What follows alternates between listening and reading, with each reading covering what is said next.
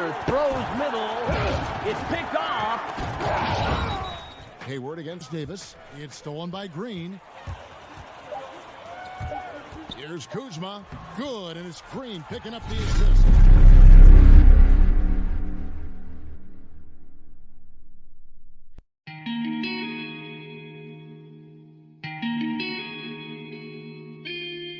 Yo, this is Mr. Glass, and welcome to the Glass House.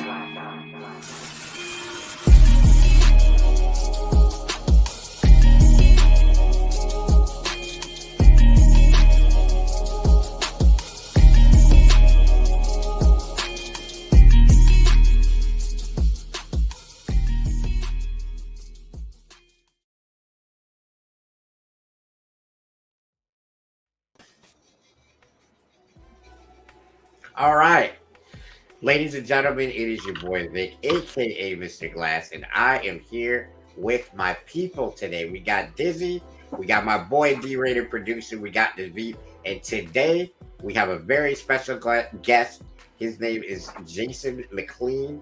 He is a paranormal. What is your exact title, sir? It's a biblical paranormal researcher. Biblical paranormal. Okay, I just wanted to make sure we got that right because that's. And I gotta ask you, what is the difference between a regular paranormal, psychologist, I guess they're called, and a biblical paranormal specialist? Honestly, not a heck of a whole lot, except that I titled myself that to get the question of what does the Bible have to do with any of this, right? Okay. What does it have to do with Bigfoot and UFOs and all that? And that's why I put it in there. It's fundamentally it's because I do believe. Like in the micro, it doesn't, none of these things really tell us all that much. But in the macro, when we actually look at all the paranormal phenomena, cryptozoological animals, metaphysical creatures, forbidden archaeology, even UFOs, in the macro, they are all what you would expect to find from a biblical worldview. In fact, the world looks very much the way the Bible says that it is. If you look at it in the macro, and that's why I'm here. That's why I approach it this way. It's to say, look, these things are important. They are important on their own, but we also need to care about where they fit in the broader scheme of things, right?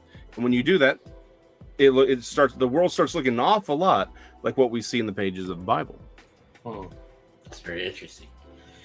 Okay, so I have always wanted to sit down with a paranormal guy or girl and have a conversation about what their okay, first things first, do you use like instruments like the electrographs and all of this other stuff in order to like hone in on frequencies for spirits and all of this stuff, or is it just you walk into a place and you feel something? So here's the thing, there's actually that's a yes and no kind of thing, right?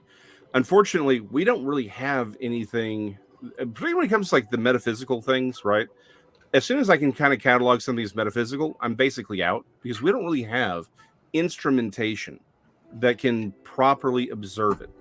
We can tell the phenomena is real. Like there are ways to sort of look at a phenomenon and say, okay, this is real and it's metaphysical, but we can't know much more about it objectively. I really like objective metrics, things that we can see. We can say, okay, like Bigfoot's a great example where we have castable footprints. We can tell the difference between a fake, sort of what's called a wooden stomper, and and something that we believe to be real. There's features. There's dermal ridges. There are the toes move, things like that. There's also handprints. There's also a really, really amazing new technology that we're looking into now. Unfortunately, the results haven't gotten out, so I really can't say too much about what I know. But it's called I always get it wrong. It's Sasquatch alba verna, or vernix. It was actually named by a friend of mine. And every primate has skin oils, right? Like, the oils and stuff in your skin. Well, it wasn't until very recently because we have a lot of these handprints and things where they seem to be handling materials. Then it leaves this white film on it. Well, it's skin oil. That's all it is. Every primate has a different chemical compound for the skin, right? Because it's made from lipids, cholesterol, things like that. Well, the proportions and the densities are all unique. you can tell the difference between a chimpanzee or a gorilla or a human or whatever because of the chemicals in it and the chemical composition. We can also extract DNA, and that is in the process of happening around. We've a number of samples have been collected of this and are being tested in laboratory. That's all I can say, but it is very, very interesting. So again, that is something that we can measure, we can observe it. When you start talking about paranormal stuff, yeah, we have EM field readers, Geiger counters. Also, we're seeing some really unique radiological phenomena as well, particularly in association with a lot of these metaphysical creatures, including EM fields that spike out of nowhere, right? I mean, really, really high electromagnetic fields, which begs a lot of questions. So yeah, we absolutely do use equipment in the field to see when things are just going weird, right? Magnetometers, EM field readers, different types of spectrographs and Geiger counters. But then, yeah, honestly, there are a lot of people who use remote viewers, sensitives, things like that to say, hey, are you feeling something? Is something going on? I like that aspect of it. I don't discount it, but unfortunately, it's very, very subject to the human fallibility. So that's not anything I hang my hat on. But when we start seeing radiological spikes, when we start seeing EM field spikes, like that's when you're like, okay, something is happening here. This is not normal. But beyond that, we can't really observe it. Okay. Does any of you guys have a question? Because I can just keep going all night, but I want to make it fair for the rest of my panelists here. What about you, Dizzy? I never really thought about it. Because I was thinking about Vic's question, how he has do you have instruments to measure for? But I'm thinking what are you measuring for? Because I think that would be one of the challenges in trying to measure or detect these things, is that you have to know what you're trying to measure or detect. You have to know specifically what you're looking for in order to have a tool set to detect it. So I was really excited sitting here thinking about Vic's question. I'm like, how do we know what we're looking for so that we know how to look for it? Well, that's a great question, and Elliot Jackson has a great point. It's like, how do we? So right now, the only equipment we have is what is commercially available. Like a Geiger counter is commercially available, which on some level should give us a little bit of pause. Like, why are Geiger counters so easily available? But then things like EM field readers, right? They're used in all kinds of professions. From electricians, AC. There's a ton of reasons why these tools exist. So they're readily available. So we can, and again, a lot of this is theoretical. Like the working theory was, if there are these metaphysical creatures, then some form of electromagnetic phenomena is what was expected to be around, right?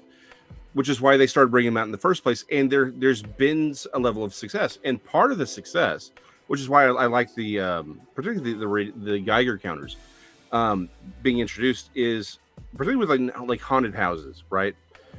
One of the things that a lot of people found real quick is a lot of these rooms be like, there's a spirit in this room. Every time I'm in this room, I feel like I'm being watched. Those kinds of things. We found really hot EM fields around bad wiring, right? Where the wiring junctions they weren't done properly. And so because of that, it created these, large, highly charged EM fields. Well, the electromagnetic spectrum will affect the human brain. And in high enough amounts, it can make you feel paranoid. It can make you feel like you're being watched. And so what we found in a lot of these homes is bad wiring will cause people just to be like, something's here, right? Because it is actually affecting your brain. So, which leads to that other question of, maybe like some of this paranormal phenomena or these feelings people are having, what if it's electromagnetic anomalies outside too? Something natural, it's creating them. A great example of this, and because it also, one of the reasons people started doing this was how often batteries, like fully charged batteries on equipment, would just die, right? A lot of electronic equipment would just freak out whenever we were around, metaphysical and paranormal phenomena. One of the just best documented cases of this is, it's one of Josh Gates's shows. I can't remember which one it was, but he was in Iceland, and there is this large boulder that everyone believed was where elves lived, right? Like the local lore was elves lived there, and the government actually ran this road around this boulder so as not to disturb the elves. Like they took it seriously. Wow. When people go out to investigate, and it's on film, like they go and everything dies. And this is a very, and if you've done paranormal research or even Bigfoot research for long enough, this has happened to you, where you get to an area that may be a little hinky. All of a sudden, your cameras fully charged, everything stops working.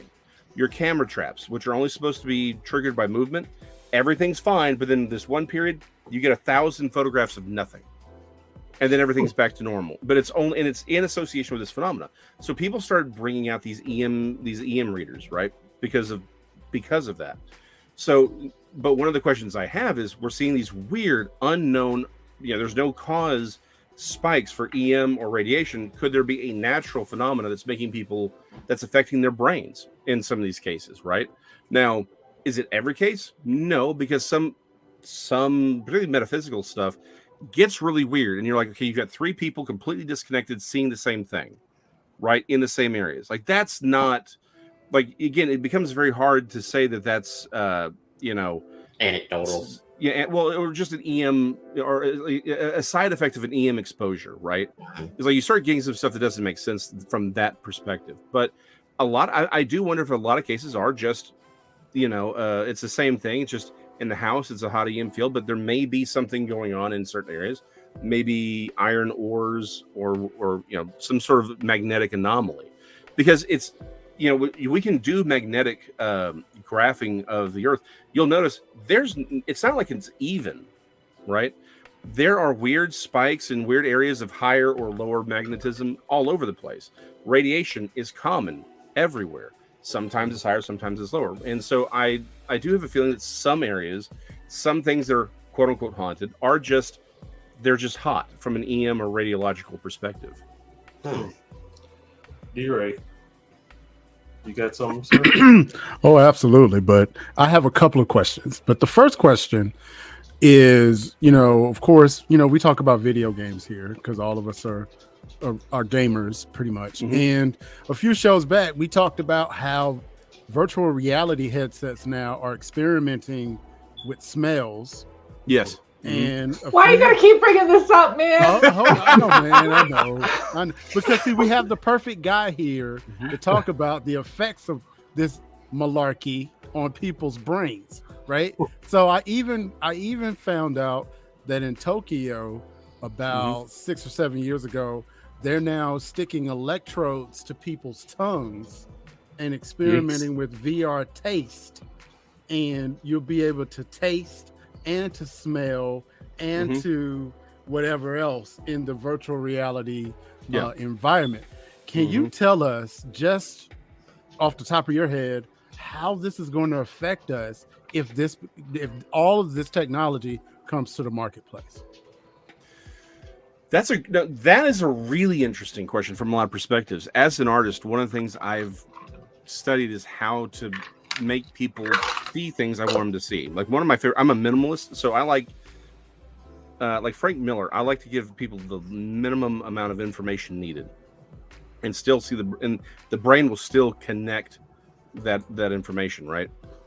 The human brain is easily manipulated in like we manipulate ourselves. As Elliot's questions, like, could it be that's absolutely, which is why I don't hang my hat on a lot of sensitives and remote viewing, right? I'm not opposed to it, but it's too easy for people to psych themselves out, right? I'm sitting here I can tell you there are people who will shoot at, like, they're poachers, right? One of the things that game wardens do is they'll set up it's a perfectly still statue of a deer, and they'll sit out there and people will take shots at it, and when they've been arrested, they'll say, how did you get it to where it would move and blow and have, like, I can see its breath and everything? Like, that's a really expensive deer. And it's just the human brain is easily manipulated. So particularly when it comes to this technology, it is terrifying. Like, one of the things in the idea of scent, like, people are like, the scent market is a big business right now. There are buses where they have like a little sprayer attached to it, and it will release like the scent of Dunkin' Donuts, because there's a Dunkin' Donuts on the route that they stop at. And Dunkin' Donuts pays for them to put that in the air so that you want Dunkin' Donuts by the time you get there. Real estate agents, they used to bake cookies. Now you can just buy a scent where you walk in and it smells like fresh baked bread or cookies, because it makes you more amenable to buying things. Like this is a real thing. Wow. The impact of a virtual reality technology where you can see everything, you can smell everything, and you can taste things, is you are really looking at something that could just manipulate you in ways you can't understand. Like right now, I mean, honestly, right now, and this is a terrifying thought, so much of what we do see, there you go. Dunkin' Donuts owes me some money now. People are gonna go buy donuts. And Dunkin' Donuts owes. I want some of that cash here, man. That's the Twinkie King. Ignore him. Hey! Don't you be talking about my Twinkies? It's not just regular Hostess. You don't have those type of Twinkies. I guarantee you. His Twinkies have that new technology in it. They're laced, man. It's not. Go ahead, Jason. I'm sorry. Not asking. No, you're fine. No. But so, okay, like we are manipulated on a daily basis. Like it's really easy to think about. Okay, well, how's the news media manipulating? You don't even begin to understand. Like these algorithms are learning which things you like to know, where you want to. Like they are carving out ways to manipulate us to buy certain products. Everything you watch, you feel, even your emotions are being manipulated by these things that you're carrying. They hear everything. The Alexas and the Series, they're hearing everything you say. They see everywhere, every website. Looking at you, D-Ray. Not me. Yeah, I'm not going to even deny that fact. But every email you've ever sent, every phone call you've ever made, every website you've ever seen, everywhere you've ever gone is cataloged. And they are finding out how to say, you want to go to McDonald's and not Wendy's today, or you want this instead of this. This is all part of these algorithms. And it's worse when you realize it's not just stuff you're doing, it's the stuff your friends are. Let's say I didn't have a single Facebook page, a single Instagram account, none of it. I was completely off social media. I would still have a Facebook account and an Instagram account and a TikTok account. I would have all of it because let's say I knew D-Ray. D-Ray has, when he goes and he goes to, to Goat Porn R Us, right? And he signs up. D-Ray. Now, what you're not going to do is tell all these people my personal business. There you go. Back up, bro. Fair enough. So when he goes to Facebook and he signs up, part of it says all of his contacts get to, so Facebook, Instagram, all of these corporations, they have what are called shadow profiles for everyone who's not on their platforms. Because they can see everyone who, by the phone number, they can see everyone who knows everyone, and they spiderweb out. So you take this level of technology and this level of hacking people's brains, like loot boxes. The science of the loot box, the psychologies of these loot boxes it is terrifying. And then you give them the kind of technology where not only can they, in virtual reality, not only are you seeing things, which by the way bypasses your fight or flight response. Like that's the thing. The reason you cry at movies, the reason you get jump scares like Doctor Strange 2 has some jump. The reason you react is because it bypasses your logic center and goes straight to fight or flight. You combine that with taste and smell, they own you, lock, stock, and barrel. They can manipulate you in ways you can't even imagine. It is the most terrifying technology humanity has ever created. So what you're saying, Jason, is that we are about one click away from being inside the Matrix without ever knowing it. Yeah, no, absolutely. Because if they were to hook me up with one of these things, right?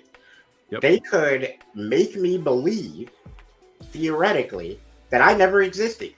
And I woke up one day and I was Keanu Reeves' character in the Matrix going to my job every single day. Yeah, no, never absolutely. Existed out here. Mm-hmm. That's what I do. That's crazy.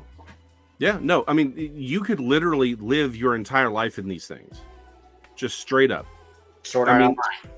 Yeah, no, exactly. If you've seen Sword Art Online, that's what we're talking about. If you've seen, there was it was a Bruce Willis movie. I forget what it was, but everyone was running around like these robot bodies, right? But they were plugged The in Fifth somewhere. Right? Yeah, Yeah. yeah. I mean, it's like it was like that's the kind of reality we're looking at, where you just live in this virtual world, like. Wow. And it's like here's the thing, I'm actually sympathetic. I think there's people for whom that may actually be a better option, right? I could see that being very alluring and not even destructive inherently. My problem is it's the people behind the programming. That's my problem. It's the people behind, the Halo Prison and Minority Report, same thing. My problem is when you get on the other side of that algorithm and they can determine what you see and hear. That's my problem. No technology is inherently evil. It's the humans behind it, right? Yeah. That's where things get really messed up. And we see it every day where it's like you see this news, but you don't see this news. And so they can shape your view of the world. And so you end up hating all these people you've never met for reasons that are completely BS to begin with. Right. Because we lose those nuances, right? You think, oh, it's that's the reason my economy collapsed but no, because you only saw what they wanted you to see. Now imagine you take that power and it's all of your reality. That's where this technology is going, and it's utterly terrifying. Y'all, I think I speak for all of us here on the Glass House where we all say, nah, I'm good with that, dog. I don't need Facts. Yeah. But something tells me it's already too late. I think you know what I mean? I think Oh, the yeah. fact that we're hearing about this means Yeah. they've already experimented with it. Like- There's already a handful of people who are hooked up to this stuff right now, and they Right. can't distinguish fact from fiction. They just cannot do Yeah. it. Because I've always, and not to tempt fate here, but I've always been of the belief that whatever consumers have access to, the government has something 20 times worse. Yes. Yeah. You know what I mean? That won't get to us. Sometimes it may not get to us ever. I worked for OnStar years back, and and this was like year 2000, where they could track a car within 50 feet, and this was the year 2000. Well, the government could track it in real time, and that was 22 years ago. Damn. You know what I yeah. mean? So I'm of the belief that it's too late. It's too late. Yeah. And that's why this is all happening. Like, okay, this is one of those things that, again, we're getting more into the conspiracy side. It's like, this is one of those things that people don't realize. Amazon, Google, like Google was actually I just forgot the name. I'm terrible with names. DARPA. Google was a DARPA thing. It was a DARPA project. It wasn't like some it was DARPA. But Amazon, Google, Facebook, did I say Apple? Whatever. But like these major companies, they are all government backed.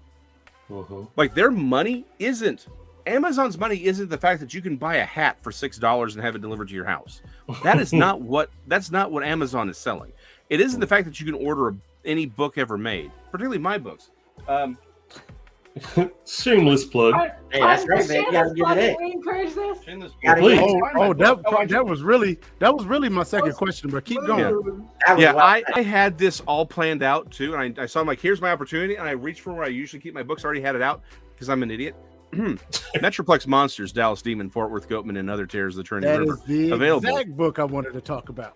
Yeah, available wherever fine books and trashy rags are sold. But like that, the bigger point here, and again, Amazon. Most of my books actually are on Amazon. If you go to searpapers.com, like my name below, it has links to the the YouTube channels and all of that. But the point is, Amazon's money doesn't come from these things. It comes from their servers. Facebook isn't worth billions of dollars because your Meemaw can share pictures of her stew. It's because they track you and they know you. It's the servers. It's the metadata. It is the CIA. It's the NSA. That Google was created by DARPA as a DARPA project to create AI. That's why all of these programs, all of these companies are working on what are called it's I forget the exact terminology, but it's called generalized AI, right? Like what right now we're working on specific AI where it's like, hey, you can create a program that does one job very, very well.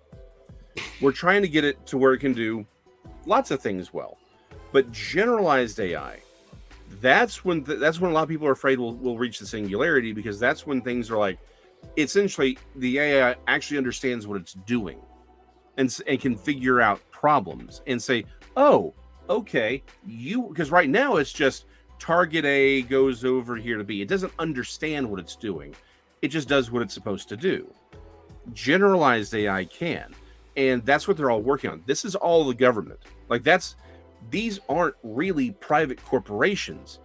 They're government agencies that operate without the oversight of a government entity. That's the terrifying thing. Let me ask you a question. Real quick, Glass. All right. For the uninitiated, DARPA, Defense Advanced Research Projects Agency. Mm-hmm. Google that. It's not good. Ladies and gentlemen, y'all not going to like it. I want to go Google No, this? you don't. No, you don't. All right, so here's the thing. Google it after the show, everyone. Not right now. After the show. So here's the thing that what you said kind of made me think about was, one, that is really getting close to Skynet. Am I wrong? If you guys are familiar with 100%. Skynet was what happened when artificial intelligence started thinking for itself. And they realized, oh, people are the problem. Oh, this dude is the problem in John Connor, because they were able to go all the way back in history and go, oh, this specific guy is the problem. Yeah. And there's lots of little things like that. But another thing Ultron? Ultron. Yeah. No, absolutely. I mean, are we inching toward that one thing that we press one button one day and we'll never be able to take it back? I think we've already pressed it. Uh-oh. Zoinks. I mean, no, and I'm not kidding when I say that. Like, again, to everyone's point, the genie's out of the bottle. Like, there is no fixing this. This is gonna happen. In fact, there's a lot of people who believe in the Bible when it talks about the image of the beast being placed in the Holy of Holies. It speaks. It does a lot. I'm not necessarily one of them, but I also can't say it's wrong. There's a lot of people who think that's AI. That what we are talking about is something that's like a generalized AI that everyone's going to put up and say, this can control the world and keep us from murdering each other. I mean, think about all the pain and suffering in the world and say, you know what is the problem? It's humans. Humans are the problem. What if we just put up an AI that has all this computing power? It can see where all the food needs to go, all the water needs to go, all the medicine. It can predict these things. Why don't we create one thing to rule all of us? Like, I mean, literally every science fiction movie where there's that big computer that everyone walks up to and it's deciding who lives and who dies. That's what people are talking about. And again, I think we've, unfortunately, I think the day that we could have prevented that from occurring is long gone. I think we're already on this track. It's Minority Report, right? It's already been mentioned. Remember the scene where he rolls that glass ball across the table and the penguin catches it, right? And he goes, "Why did you catch it?" He goes, "Because it was going to break." Well, how did you know? There's a certain point, certain things are already in motion. You know what's going to happen, and you can't stop it. It's in motion already. The problem is anything we could have done to have prevented this idea, this thing. I think it's already happened. Now, the beautiful part is I do think it doesn't not everything has to be the way the movies have it as, right? Like, I think a lot of these things, the movies are designed to make us feel like this is inevitable. We still have the ability to turn things off. Right. Like, like everyone's like, what happens if the animals rise up? I'm like, well, we've got vacuum cleaners. They're all terrified of that. Like, it's the same thing with AI. Like, at some point we could just turn it off. So we can unplug things. Like, I don't think it's necessarily predetermined to be that bad. There's always going to be a kill switch. Yeah, there's a kill switch somewhere, but in the general, are people going to like? I don't think the Matrix needed this war between humans and AI. I think the vast majority of people are willing to give up their autonomy for pleasure. I was gonna say, no one's gonna hit it if it makes shit easier, right? Like, yeah. Well, exactly. We'll just be like, sure, plug me into the pod. Well, here's the interesting thing about that, and this is something that I thought of because I'm a huge Matrix fan. I thought about this, and I realized that once the first generation of people decide to do that, they are literally deciding that for everyone that ever comes after them, because they won't be any more people after them. They will just be other people who get hooked up to the machine. That choice will already be made. Yeah. So, let's say in 1,000 years, in the year 3022, they decide to do that. Well, in the year 4022, there won't be a decision to make. So the people, regardless of whether or not they, upgrade in culture, upgrade in mentality, upgrade in, physical ability to think and things like that, like brain mass and size and all this stuff, doesn't matter. That decision's already been made. Can't unmake it. You're done. Yeah. Wow. I think we scared off Dizzy. And she was like, you know what, guys? I'm going home. She's back. I clicked a bad button. Uh-oh. Did you follow the link D-Ray sent you? You never follow the links D-Ray sends you. Jason, I don't know why, but I like it. Keep it coming, buddy. No, I was trying to click to the comments field because I wanted to see the comments that everyone, because it's been a pretty good discussion there. And I bumped my elbow a little bit, and instead I hit sign up free. And then it took me to a sign up page and away from StreamYard. Man. Whoops. And this is how World War III starts. Yeah, exactly. It's going to be somebody. Yeah. It's going to be me, like, you don't let me near important buttons. I Someone said, remember. what does this red button do? Oops. Yeah. All right, so ladies and gentlemen, when we get back from the Blast Artist of the Week break, I'm going to ask Jason whether or not he thinks Elon Musk is buying Twitter because he wants to sell the metadata. That's going to be an interesting topic, I think, when we come back. Let's hit that Blast Artist of the Week. Interesting. So, the Blast Artist of the Week is my man, Elijah Rosario. And this is called Don't Overthink It. Be right back.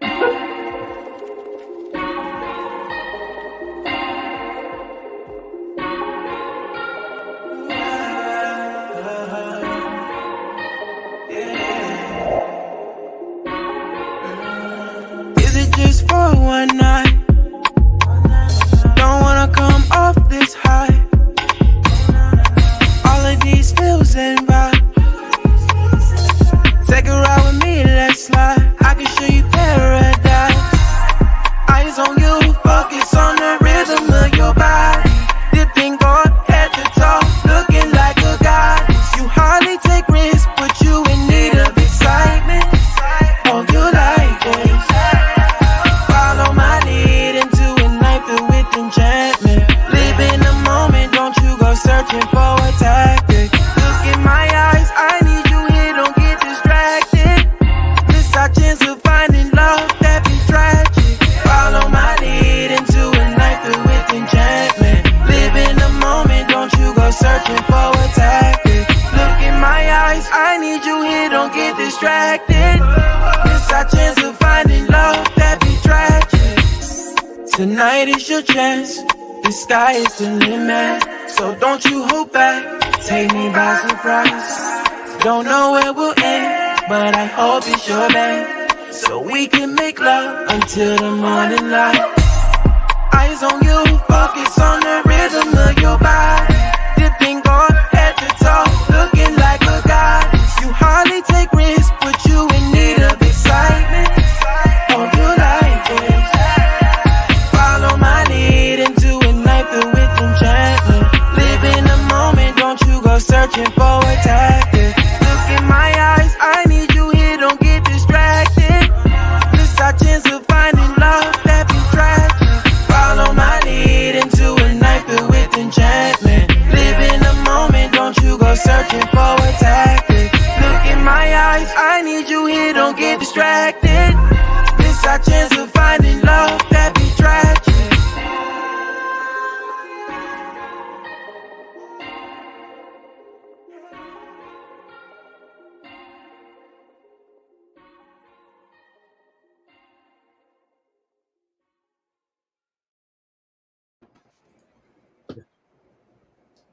You know what I think I'm gonna do, guys? I think I'm gonna steal the line Indeed. of every blast artist and just use those as pickup lines. Because I'm gonna say to a girl, I'm gonna look her right in the eyes and I'm gonna say, "Baby, I need you to look in my eyes. I need you to hear it. Don't be distracted." You know what I'm saying? I'm just saying, bro, it works. There you go, man. It's magic. There you go. It almost So- like it could be like as a pickup line, but it could be kind of like scolding too. Like, listen, I need you to quit being distracted and look in my eyes. Hey, Okay? Quit being distracted. I'm just saying. No. Since the biblical paranormalist is here, you say something like, "Hey, baby, are you in pain? Did it hurt when you fell out of heaven? Hallelujah!" Goofballs. So before we continue onward, if you're I'm an not saying it artist- doesn't work. Just having it. That's true. If you're an artist or even a stand-up comic, you are welcome to join Blast. That's going to blastmusic247.com. Register for the free and be a part of the community. As you can see, exposure is here for you as well as an opportunity to help monetize your brand. So again, blastmusic247.com. Now to you, Mr. Glass. Hold on. One second. Blastmusic247.com. Changing the game one artist at a time. All right? No doubt. Right. We'll take it. I had to get y'all right real quick. All right, well, ladies and gentlemen, we are back with my guy Jason here. He is a biblical paranormalist. We have so many questions. We've had such a great discussion, not only of the paranormal stuff, but he seems like a kind of a cool guy just to sit down and talk about worldly events with. All right. No, not Jason, not that dude. Hey man, That dude is a sleep snatcher. It's gonna be a Sleep lot. keeper. It's gonna be a lot of woke folks tonight. hey, man, how many dreams you got in the back there, man? Because you're stealing people. I'm just saying, you got dreams back there. Look, I'm thinking the dream dealer. dreams. Now, look, I want you to answer this question about Elon Musk, but after that question, could you please confirm or deny that Jerry Jones is a prince of darkness? Since your book talks about Dallas demons, and I've been telling these Dallas Cowboy fans that they're devil worshippers, Here we and go. I want you to confirm or deny that after the Elon Musk question. So Okay. thank you, sir. Nah, you know what? Not a Go ahead problem. and confirm or deny I got an that. answer for you on that too. Yeah, go ahead. But so your question about Elon Musk, is he selling meta? So why is he buying Twitter? Here's the thing. I try not to read too much into anyone's actions because I'm not a mind reader. Right. Well, I try to give everyone the benefit of the doubt that what they say is what they mean. But we know Unless there's reason to believe otherwise, right? Oh yes, the hell I did. Hell is appropriate for that one. Indeed. So back Go to ahead. Elon. So I in general, I try to give everyone that benefit of the doubt, unless they've given me a reason not to. I think because of particularly the stance Elon Musk has taken in the past is very consistent about AI. Mhm. I do think he genuinely cares about how Twitter is being used to manipulate the conversation, and not just in this country but worldwide, right? I think he actually does care about that. I think he actually, unlike a lot of people, particularly in Washington D.C. and in running these large corporations, I think he's actually pro-human. I would agree. That's a big thing I think people don't understand. A lot of these people that are in our government, and this is it's a conspiracy. Not a conspiracy. Read what they write themselves. Like I said, just give everyone the benefit of the doubt that they're telling you what they are, and that'll steal your sleep real fast. I believe Maya Angelou said it best. When people show you who they are, believe them the first time. Mhm. Yes, absolutely. So I do think that Elon Musk is overall pro-human. That having been said, selling metadata is why Twitter is worth what it's worth. There's two reasons why Twitter, and again, I think it was, I forget who it was who said it in terrible names. Someone said Elon Musk. I'll get to it in a second.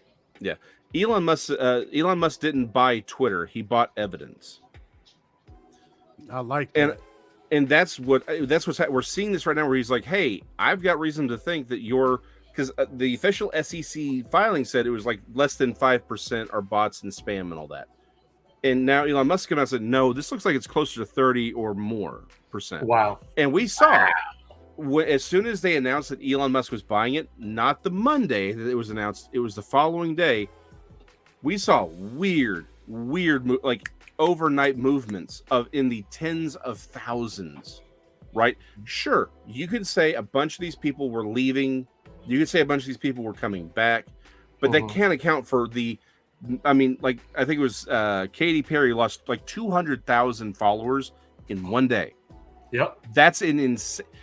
It became very clear that what was happening, and we're seeing some other things with some of these other agencies are actually doing behind real actual journalism that people weren't doing anymore. It looks very much like Twitter has been knowingly, and we all sort of knew it. It's like it was sort of like the whole Jeffrey or Weinstein, and actually Epstein too. It's an open secret. They were manipulating data. A lot of these things were fake, and they were doing it to manipulate the people.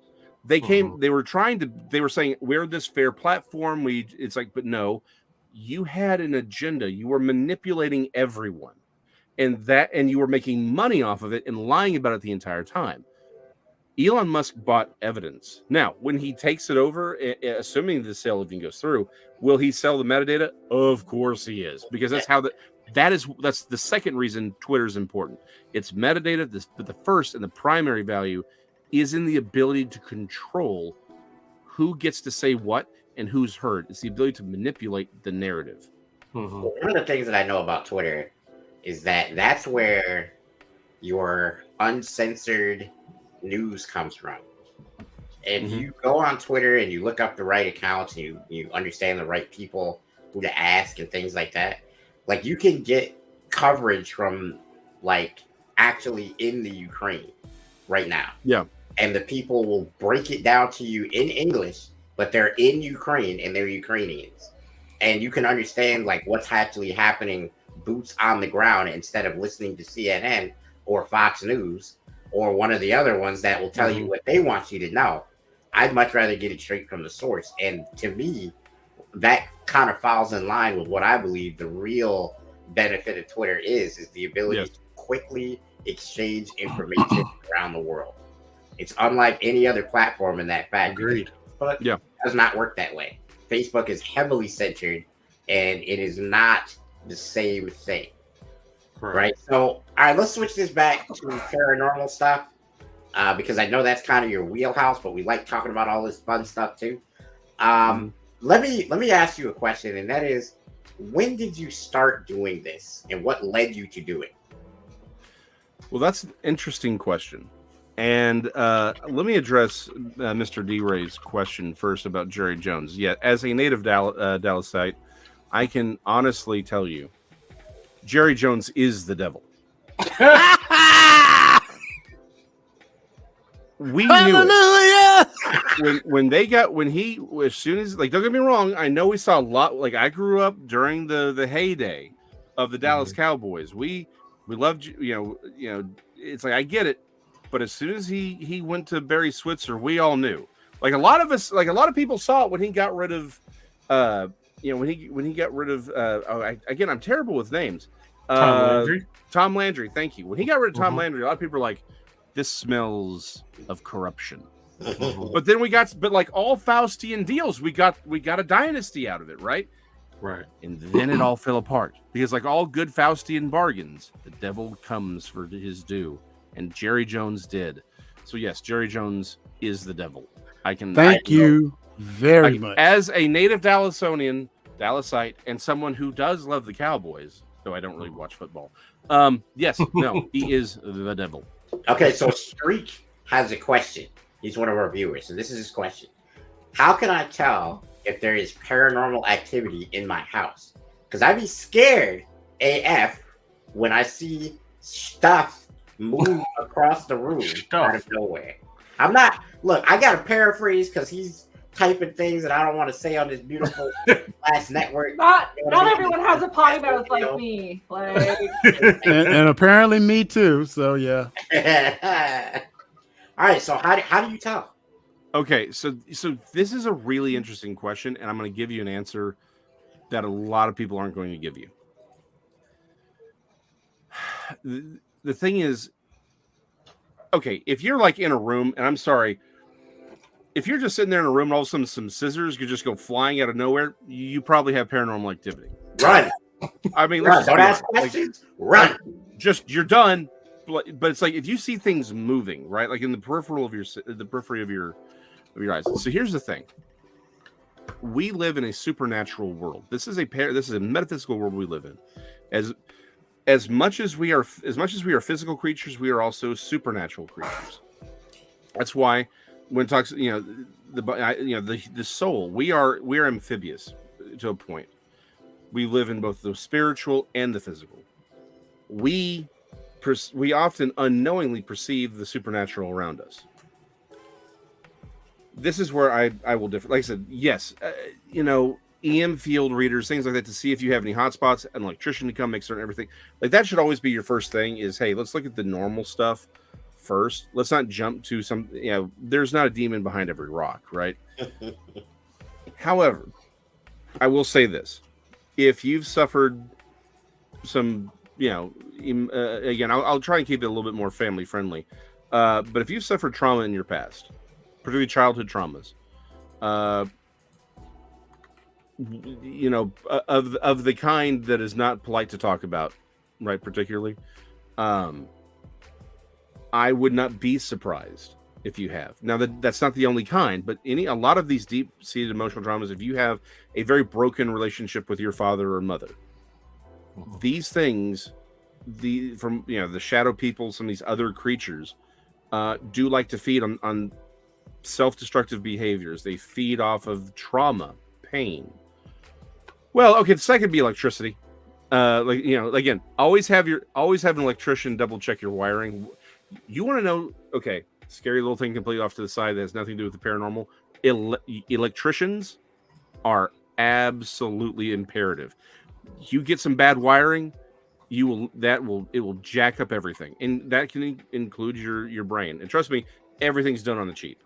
But back to my broader point, a lot of these things do feed off of that kind of trauma and that pain in your life.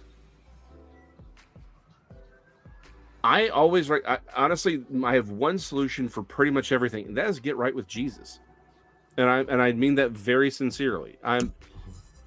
Even people are like, well, I'm a Christian. I go to the church. You can put your boots in the oven. That don't make them biscuits, right? Going and sitting in a church does not necessarily make you a Christian. It's not going to solve these problems. You have to get right, and you have to confess, and you have to realize that sometimes we are the problem, right? Sometimes the problems in our lives are just because it's not. There's a reason for everything, and the reason is because you're stupid and make bad decisions, right? So again, how do you know? Well, there's weird enough behavior. It may be, but I don't believe that there is a location that trumps your relationship, that trumps your relationship with God, straight up. Like that's it. Like that's the number one thing. But the first thing I would always say, if it's just that you feel like you're seeing things, or you feel like check your wiring, right? That's again, look for the normal stuff first. Now, again, you walk into a room, your bed is floating around, or there's a green woman on your, screaming at you on your rooftop. True story. Then yes, you probably have a reason to move somewhere else. Just saying. The power of blast compels you. The power of blast compels you. There's like a kind of a thing that happens, right? Where in movies, a lot of times they will hold up a cross and they'll be like, the power of Christ compels you. And then something will happen and everything will be okay. And I think that's kind of what you're alluding to, is that, one of the things that I've heard from a couple of buddies of mine who are, very religious, is that when you are right with the Holy Spirit, whatever Holy Spirit you believe in, all this other stuff, but when you are right with that spirit, nothing can touch you.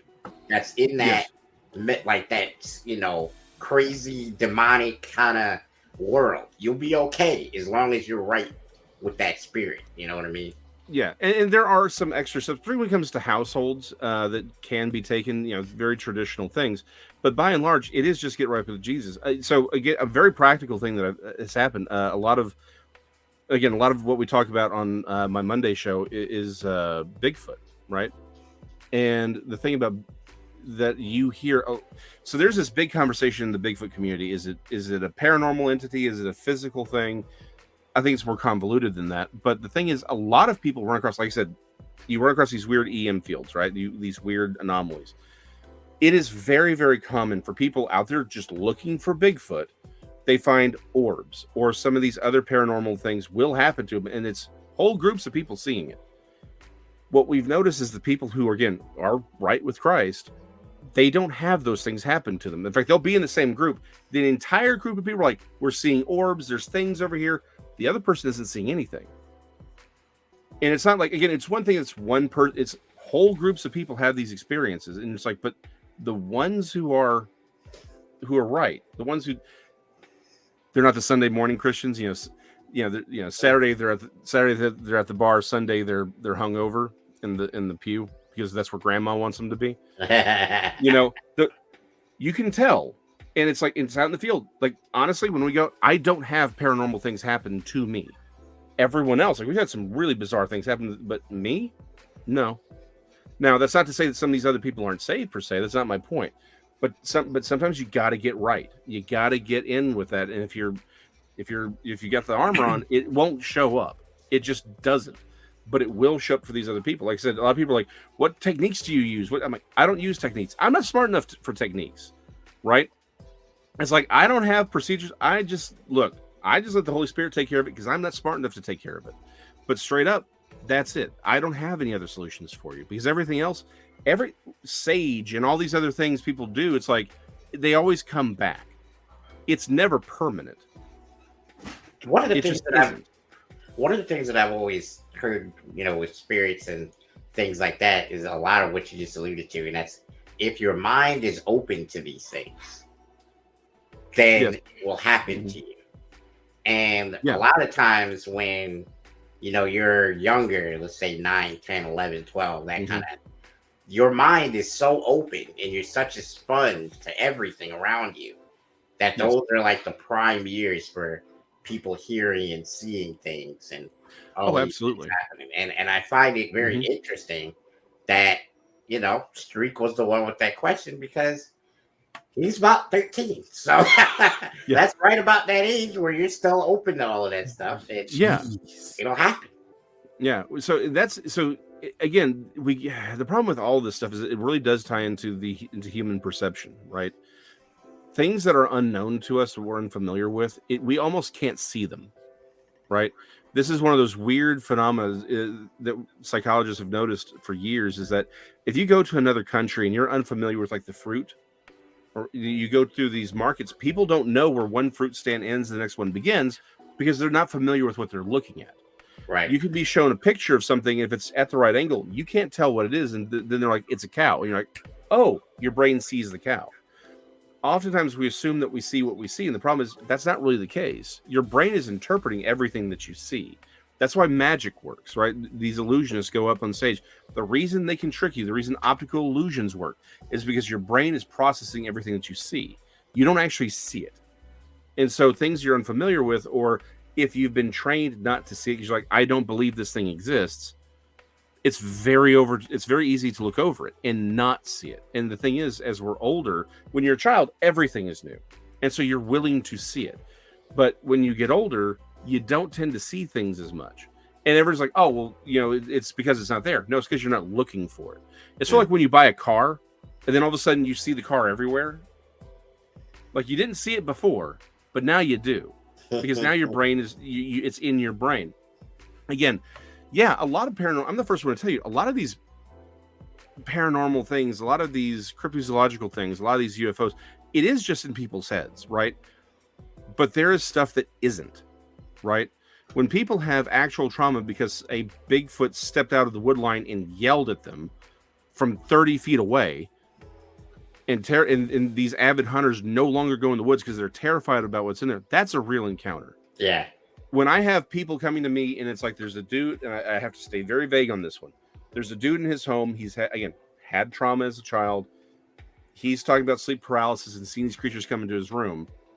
He doesn't tell his daughter about anything. His daughter sees something that she's never seen before go into his room in the middle of the night because she wakes up. When her friend next door, who knows nothing of any of this, sees something outside their house, and they're all describing the same thing. None of them have talked. And I know only because these people were personally known to me. That's a real phenomenon. Yeah. Right?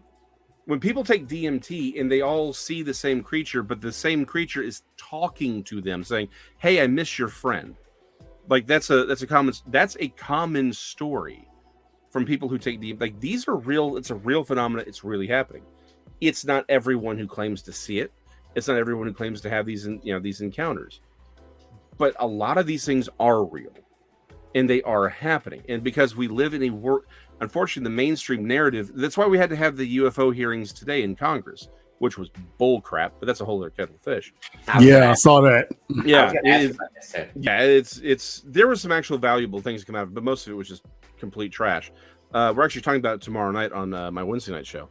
But Okay. it's the thing is, it's becoming too hard to hide the fact that this mainstream narrative is wrong. That we live in a supernatural world. We live in a world that isn't the way we were told in school. This is a very, very different universe, and we're seeing it. It's getting harder to deny. All right, so we have like 3 minutes left in the show, but I want to get 2 questions asked.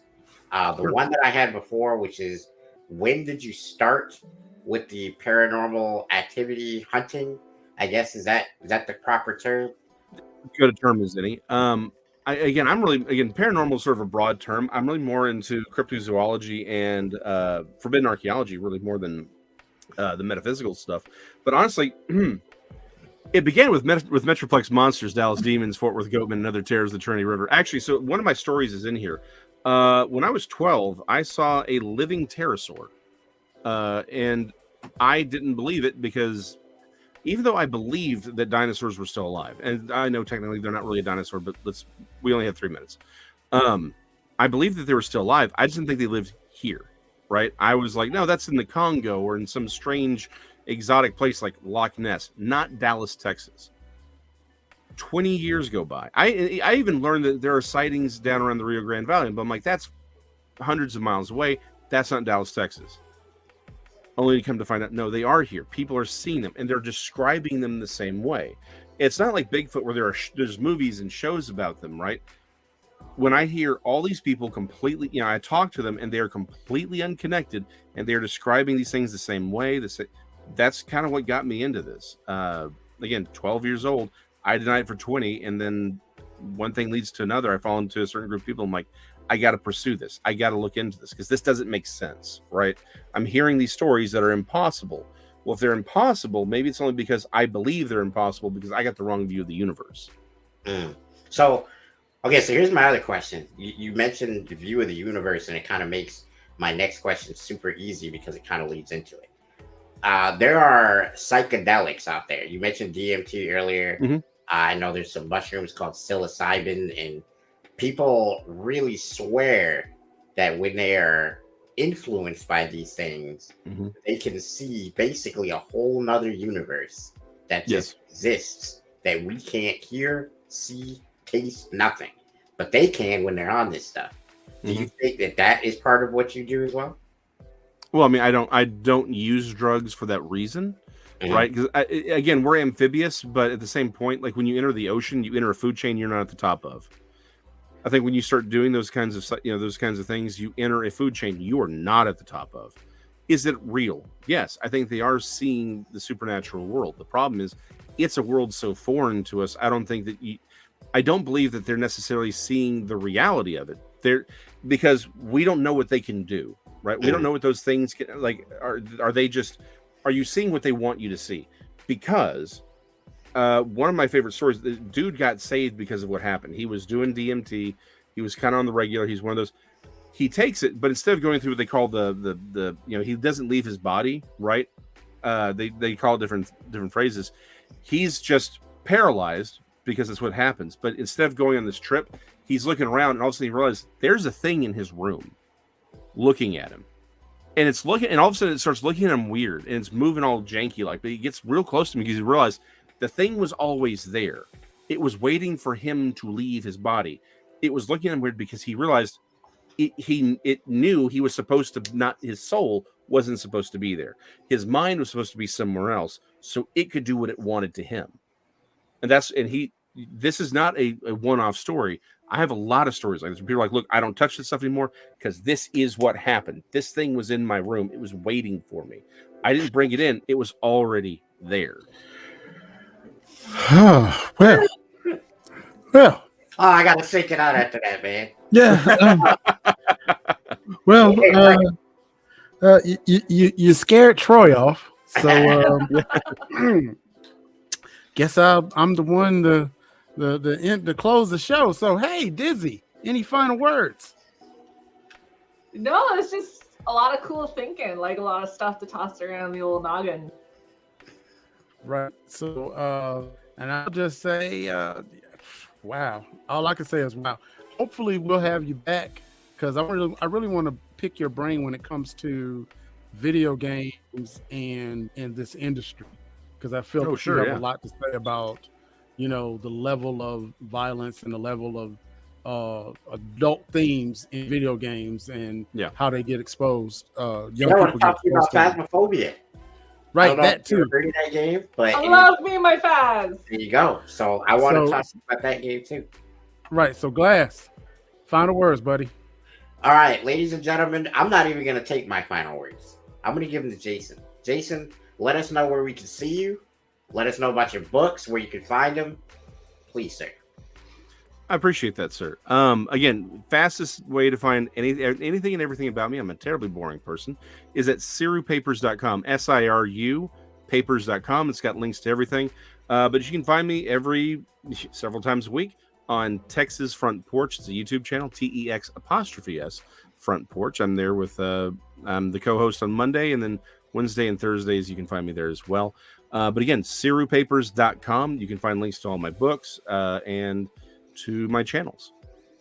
So anybody that's been with us for the last hour, whether you're listening to it on Blast Radio or the Blast Network on YouTube or wherever you're listening to us right now, if you think that my man Jason is a boring person after listening to him for about an hour, you've lost your mind.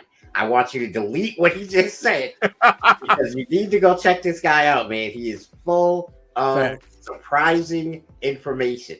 And I'm telling you right now, I do not look at the world the same after this hour. All right. We love having you, Jason. We appreciate it. I appreciate y'all. I'd love to come back. All right. And so as we end the show, we say to everybody, GG, my G. GG, my G. Peace.